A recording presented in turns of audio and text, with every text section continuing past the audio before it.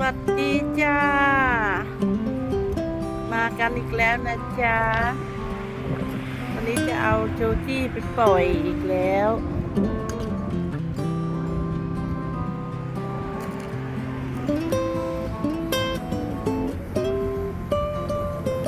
ดูดอกไม้สวยๆกันก่อนนะจ๊ะ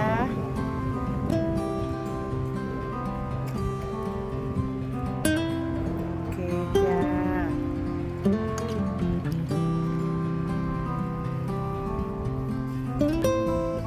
ดอกไม้ก็ยังมีเหลือมั่งเล็กๆดอกเล็กๆ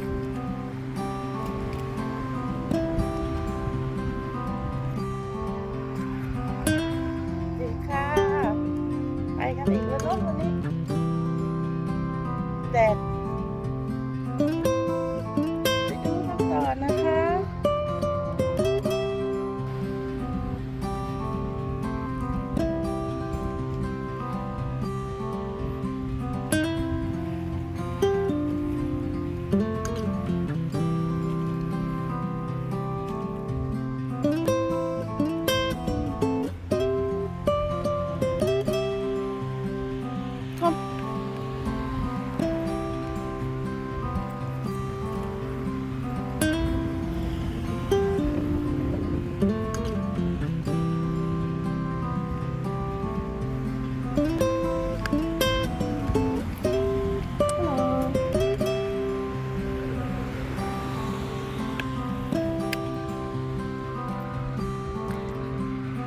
วันนี้ข้ามมาอีกฝั่งนึง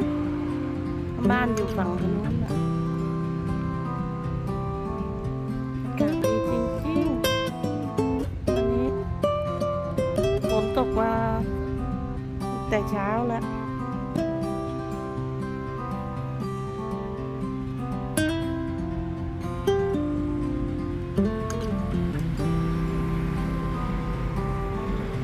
ทีนี้เป็นถนนใหญ่รถวิ่งตลอด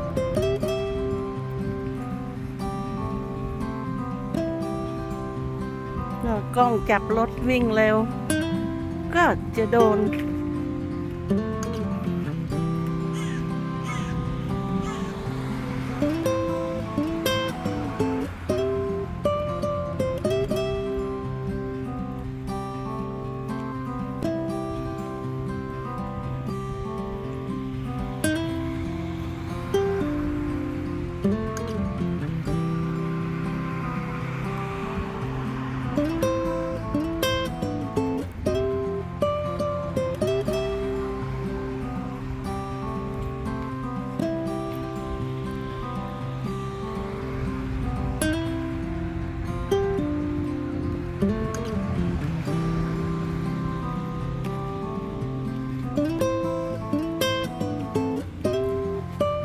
วันอาทิตย์วันนี้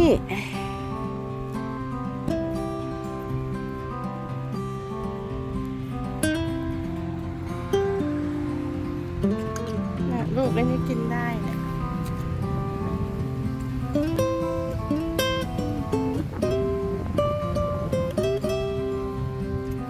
ดูทีมมองหน้าบอกโอ๊ยอะไรนักหนา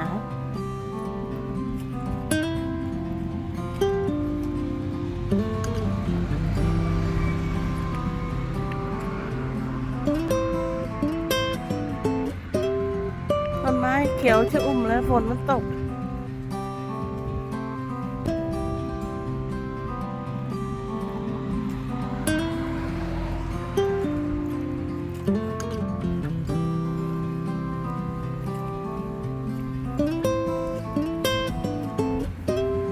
โอ้โหหมามันเดินไม่รอแล้วมันดึงแต่พืชเลย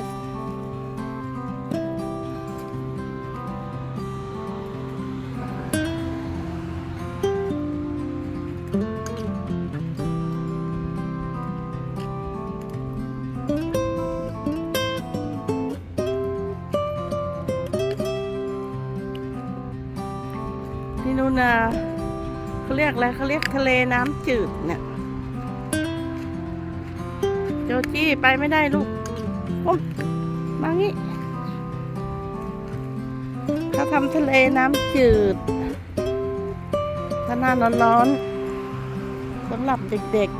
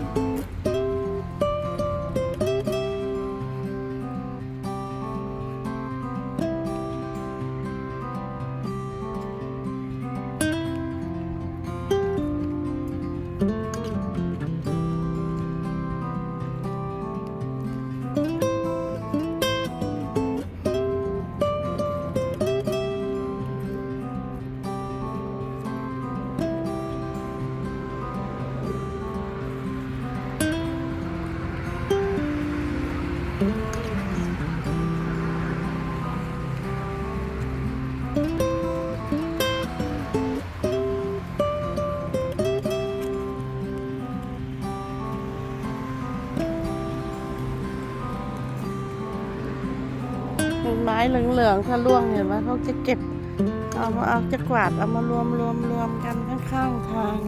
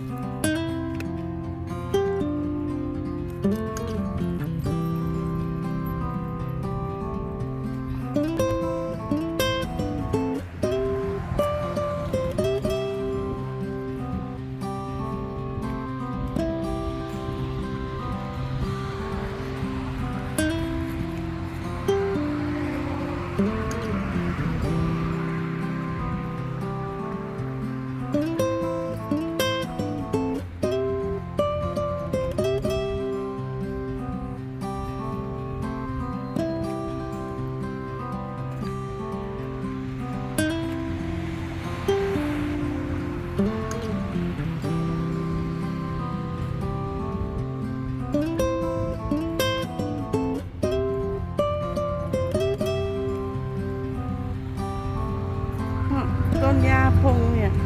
สวยจังเลยเห็นไหม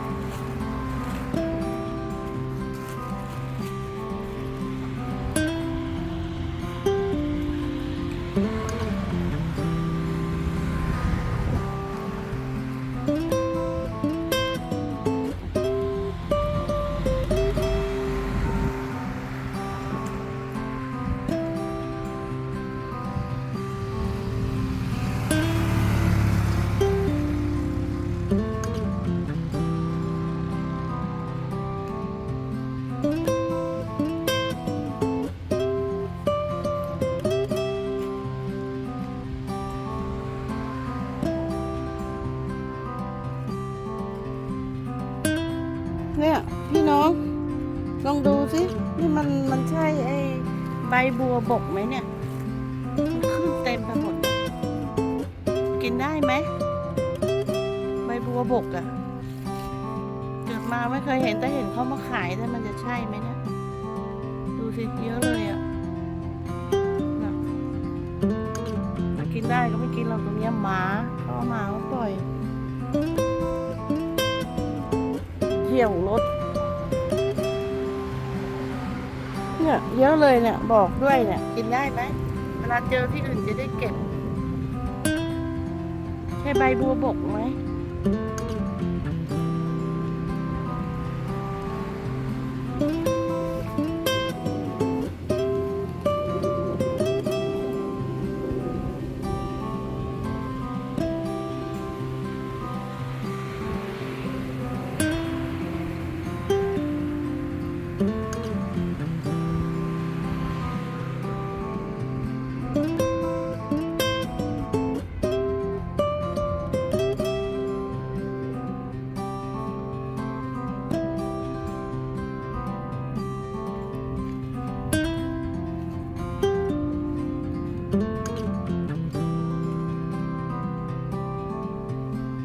เริ่มฝนจะตกแล้วคืนนี้ก็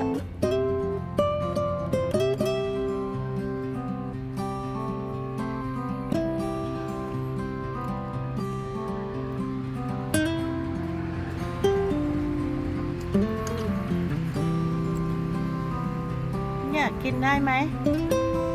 พี่ชานบอกว่ากินได้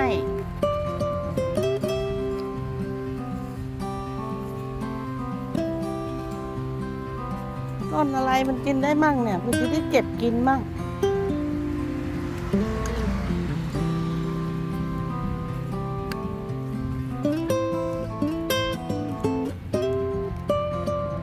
นี่คือทั้งเก็บอึโอดหมา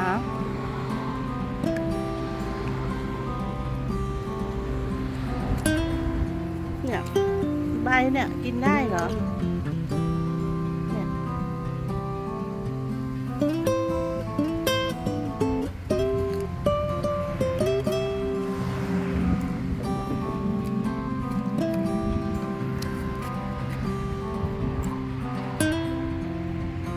ลมแรงแล้ว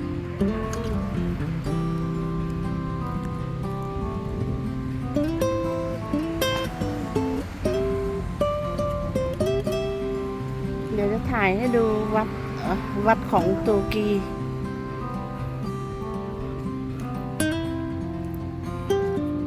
น่ะวัดโตกีเห็นไหมใหญ่ด้วยมาสร้างนี่เนี่ยวันนี้วันอาทิตย์เขาจะมาสวดมนต์กันแบบของโตกี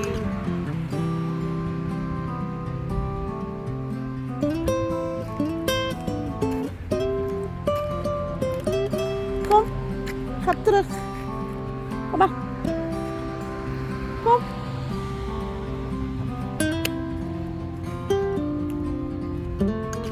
kom weer verder kom nouกลับบ้าน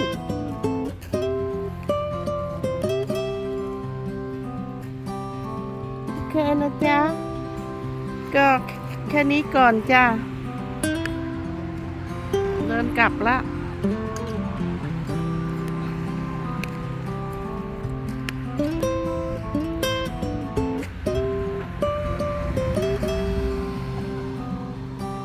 ขอบคุณจ้าที่ดูคลิปนะจ๊ะ